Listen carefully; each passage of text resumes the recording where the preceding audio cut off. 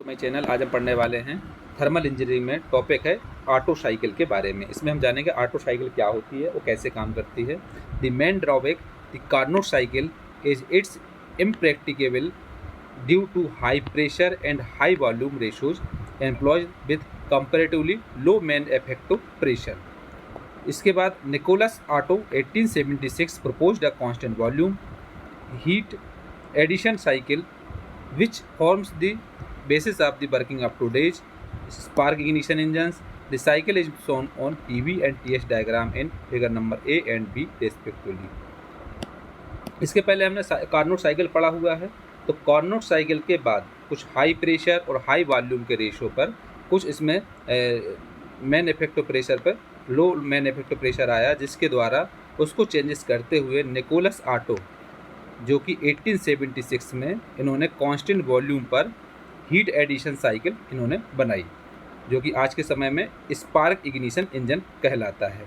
इसका पीवी और TS diagram हम इसमें देखेंगे, pressure volume and temperature diagram.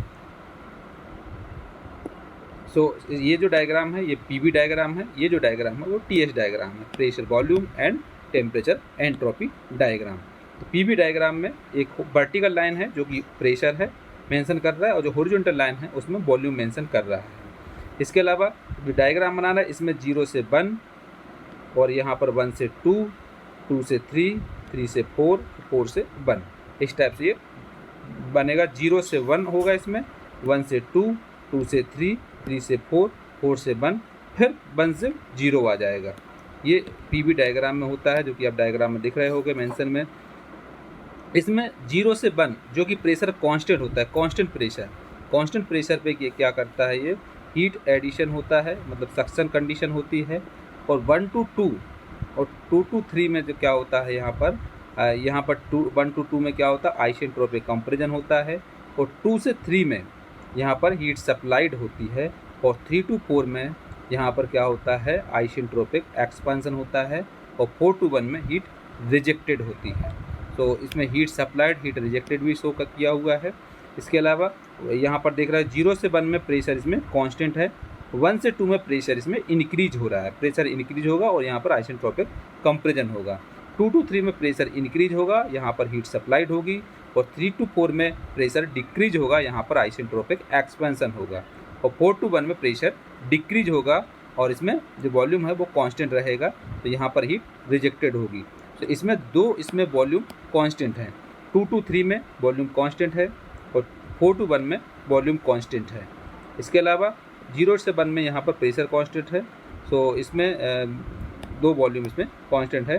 तो यहाँ पर 2 to 3 में आइसेंट्रोपिक कंप्रेशन होगा, 1 to 2 में आइसेंट्रोपिक कंप्रेशन होगा, और यहाँ पर 3 to 4 में आइसेंट्रोपिक एक्सपांसन होगा। और 2 to 3 में क्या होगा, यहाँ पर हीट सप्लाइड होगी, और 4 to 1 में यहाँ पर हीट रिजेक्टेड होगी, जो कि आप पीवी डायग्राम में देख रहे होंगे। और यहाँ से जो मेंशन करता है, 0 से 1 में सक्शन होता है, 1 से 2, 2 to 3 में कंप्रेशन होता है, और 3 to 4, 4 to 1 में एक्सपांसन होता है। इसके अलावा 1 से 0 में यहाँ पर एग्जॉस्ट हो जाता है। इस टाइप से ये काम करता है pressure volume diagram. Pressure volume में जब हम इसमें मेंशन करेंगे, तो 1 पॉइंट से अगर मेंशन करेंगे तो यहाँ P1 हो जाएगा, यहाँ पर V1 हो जाएगा।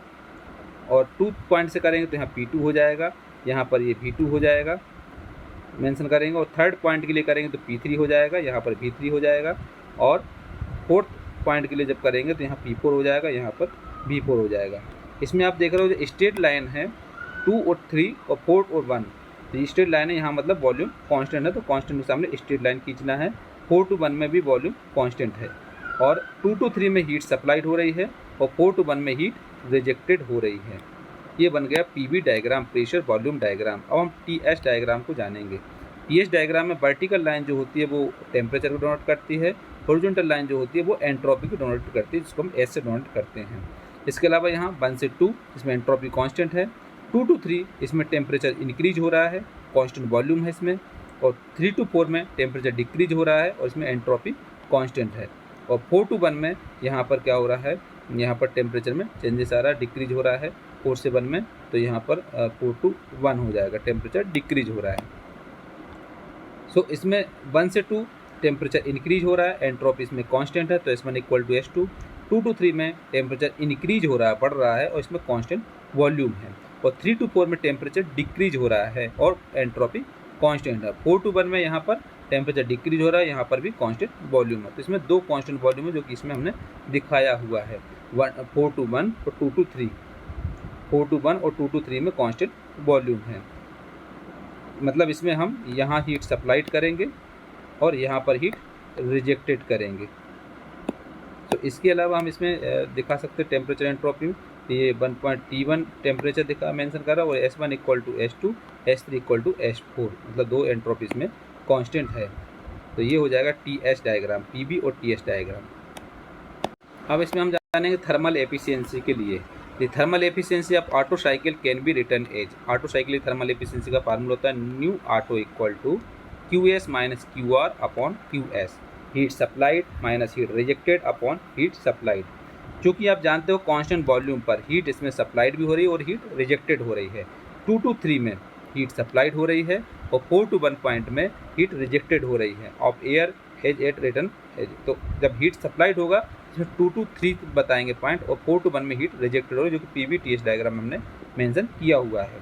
हीट सप्लाइड मतलब QS इक्वल टू हो जाएगा MCV T3 माइनस T2 और 4 to 1 में हीट रिजेक्टेड हो रही है तो हो जाएगा QR equal to MCV T4 minus T1। ये हीट का फार्मूला होता है MCV।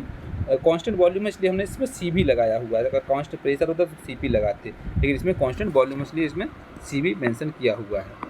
तो हीट सप्लाइड का फार्मूला हो जाएगा MCV T3 minus T2, heat rejected हो जाएगा MCV T4 माइनस T1।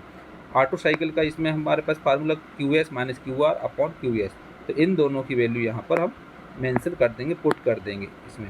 तो पुट करेंगे तो आ जाएगा यहाँ पर nu Otto equal to MCV T3 minus T2 minus MCV T4 minus T1 upon MCV T3 minus T2। इसको हमने कॉमन लिया और कैंसिल कर दिया। इसको हम जब हम इसको सेपरेट किया तो यहाँ पर बचेगा 1, क्योंकि ये कैंसिल हो जाएगा, और यहाँ पर करेंगे तो आ जाएगा 1 minus T4 minus T1 upon T3 minus T2। तो ये एक फार्मूला बन जाएगा एफिशिएंसी का, थर्मल एफिशिएंसी का ऑटो साइकिल के लिए, 1 minus T4 minus T1 upon T3 minus T2, जो कि T1 है 1 पॉइंट पर टेम्परेचर, T2 है 2nd पॉइंट पर टेम्परेचर, T3 है 3rd पॉइंट पर टेम्परेचर एंड T4 है 4th पॉइंट पर टेम्परेचर। तो यहाँ पर ये फार्मूला बन जाएगा nu Otto equal to 1 minus T4 minus T1 upon T3 minus T2। और ये जो CB होता है ये होता है कांस्टेंट वॉल्यूम। ये कांस्टेंट वॉल्यूम को हम दिखाते हैं CB से, ये कांस्टेंट वॉल्यूम कहलाता है। तो इस टाइप से हम थर्मल एफिशिएंसी जानते हैं ऑटो साइकिल के लिए।